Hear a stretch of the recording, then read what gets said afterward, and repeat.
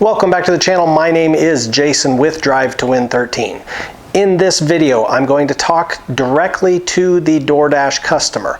However, if you are a current driver, whether you just started, whether you've been doing it for 5 years, please put some comments below and let me know about some frustrations you may have as it pertains to a DoorDash customer.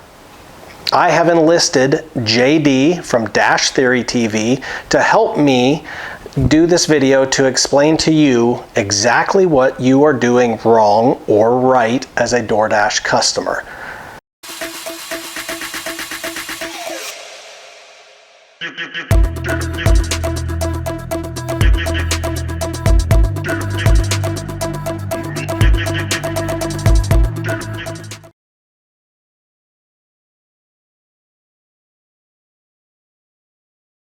All right, I'm going to go through a few things here that is going to hopefully help you understand what we deal with on a daily basis.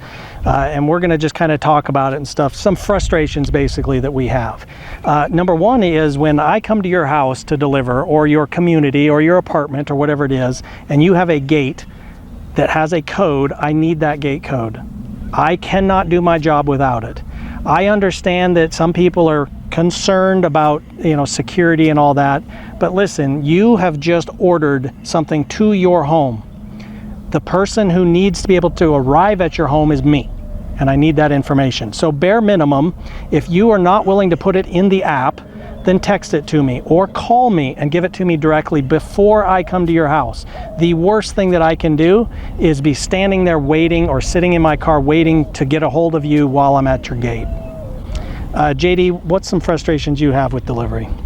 Well, I kind of go along that same route about apartments and communities. Is sometimes when somebody lives in a hard to reach part of a complex and there's not clear instructions on how to find their apartment. So when somebody has an apartment that's in a hard to reach location of the complex and they don't provide instructions, it provides further delay on getting you your food. Additionally, as a driver, we always want to get our items to our customers as quickly as possible so that we can get on to the next order and earn as much as we can per hour by doing as many deliveries as we can per hour. So it's one of those things that the more instructions you provide, the more clarity you're able to give to us, the better job we are able to do for you. A good rule of thumb is this. Remember the first time that you went to your apartment. How easily did you find it? Or when a friend is coming over, how easily did they find it? Understand, you live there. We don't. This is our first time being there. So give us some information. I'm going to throw a few examples up on the screen of goods and bads, okay? Because some people are very detailed in their instruction, and believe me, it helps us tremendously. So as a driver and also a customer myself, when I think of ratings, I look at it from both sides of the coin. So as a driver, I look at my ratings as a reflection of the effort that I put into delivering an order. Knowing how professionally I'll take my job and how seriously I take your order, I expect nothing except the 5-star rating because I consistently put in a 5-star effort. The same way, when I'm on the other side of the app and I'm a customer and I'm having food delivered to me, I look at the rating as a reflection of the effort that the driver gave on his service to me. If he communicated with me, he followed my delivery instructions, and the food was delivered in a timely manner, then I always give my driver a 5-star rating. When you rate your driver, understand that you're doing just that. You're rating the driver. You're not rating DoorDash, you're rating the driver. And that's very, very important because there's things that we, the drivers, have absolutely no control over. Number one is when we get to the restaurant, your food may not be ready.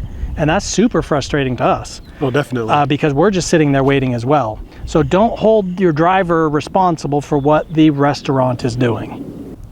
So another thing that you might consider is when you receive your order and it's in a sealed bag and you open that bag and one of the items that you ordered is not in there, that is also not the driver's fault as well.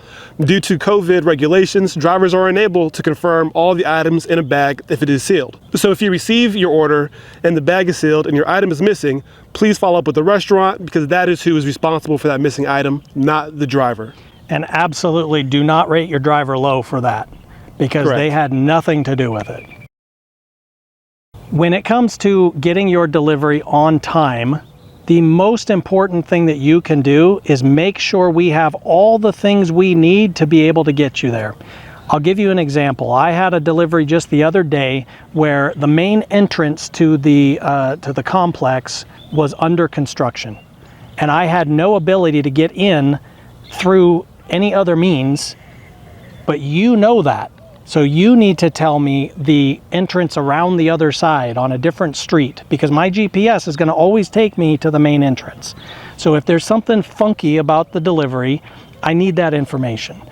So the other thing I'll add on top of that is, as soon as that you've seen your order has been picked up, feel free to contact your driver with any additional instructions that you're not leaving in the notes. That way, as soon as your driver gets to your complex, the first thing he's going to do is check his phone, and when he sees those instructions from you, he can make sure that he follows them and get your order to you in a timely manner. Okay, I want to talk just for a second about tip etiquette. When it comes down to it, tips are extremely important to us because DoorDash is only going to pay us a base fee of $2, maybe $3 to deliver your food. Now keep this in mind, when we're driving, we have to drive from wherever we're at to the restaurant, wait in that line or wait for the food to get done. Then we have to get out of there, into the car, back to your house, and you may live 10 miles away and we just got paid $3.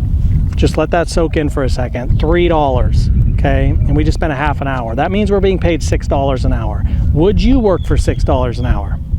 Absolutely not. The other thing to keep in mind too, if you do live a long ways away, we also have to drive back to the restaurants to get more orders. So keep that in mind. So the other thing to keep in mind is that your driver is responsible for all of their expenses. So that includes any type of gas, maintenance, registration, or title fees. And since we're drivers, we drive more miles than the average person. So that means we use more gas and have a more frequent maintenance schedule on our cars as well. And lastly, I'll say is that if you're going to be a cash tipper, to keep in mind that the driver doesn't see that cash tip on the app. All they see is that $3 base pay. So if you really want to reward your driver with better service with a cash tip on top, put at least part of your tip in the app, put a note saying that I'm gonna give you more in cash at the delivery, and then make sure you do follow through once that driver delivers your order, because there's nothing worse than putting your all into a delivery, getting there, and then the customer either didn't mean that note for you or didn't truly intend to tip in cash or simply forgot. That's actually a really good point. I've had a lot of issues where I go to a house and I'm reading the notes and they are for something completely different. Make sure you get a certain kind of sauce for a certain restaurant that you ordered from a week ago, and I'm at Burger King picking up for you. Well, those notes need to be updated. So if you are saying, hey, I'm going to leave a cash tip for you next to the bench, make sure that there is a cash tip next to the bench, because it's super awkward for us to be fishing around the bench looking for a cash tip that's not there. Another thing that I want to talk real quick about is the notes in the app. We are going to follow what the notes say. If you say nothing in the notes, then we're going to only follow whatever the direction that DoorDash has given us. Now here's the crazy thing. I've tried it before to where I do some test runs on things to see what happens, and sometimes the DoorDash app itself will flip-flop whether or not I want to leave it at the door or have it handed directly to me. Understand this, that whatever the notes say is what I'm going to do. So if you want it left at your door, then write that left at the door. If you want us to knock, write, I want you to knock. If you don't want us to knock, write, I don't want you to knock. Whatever you want, tell us in the notes. If I don't follow your notes, then that's on me. If you have nothing in there, as all I have to go on is what DoorDash gives me. And believe me, it's an app. It can mess up. So you could be mad at me and I'm following all the directions. The point of making this video was to help you, the customer, understand what we, the driver, goes through. We like doing this as a job, otherwise we would not do it. If you want top quality service, you need to take care of your driver. Give them a tip, give them a good tip. If they do really good and they're trying really hard, give them an even better tip. That is so important to our business. I would like to thank JD for coming out here today and making this video with me. It's always nice to get a perspective from another driver, especially somebody who takes it serious, somebody who does this for a living. You as the customer need to take care of us as the driver. If you have any questions, maybe you want to rant a little bit about a driver that treated you wrong or whatever, leave it in the comments below. I am very active with talking to the people who leave comments, so I will absolutely get to your comment. If you have any type of questions about becoming a driver, you're interested maybe in that, also you can definitely reach out to me. My email and information is in the description below. If you're interested in coming to learn more about DoorDash from a driver perspective, please come check out my channel, Dash Theory TV. I'm on YouTube, and I also release content on Twitter, Instagram, and TikTok, whether it be tips to make you a better driver, or just some motivational tips if you're not a driver to help you get along your day. All right, so that's it for today. JD, I appreciate your time. Thank you. And we'll do another video soon.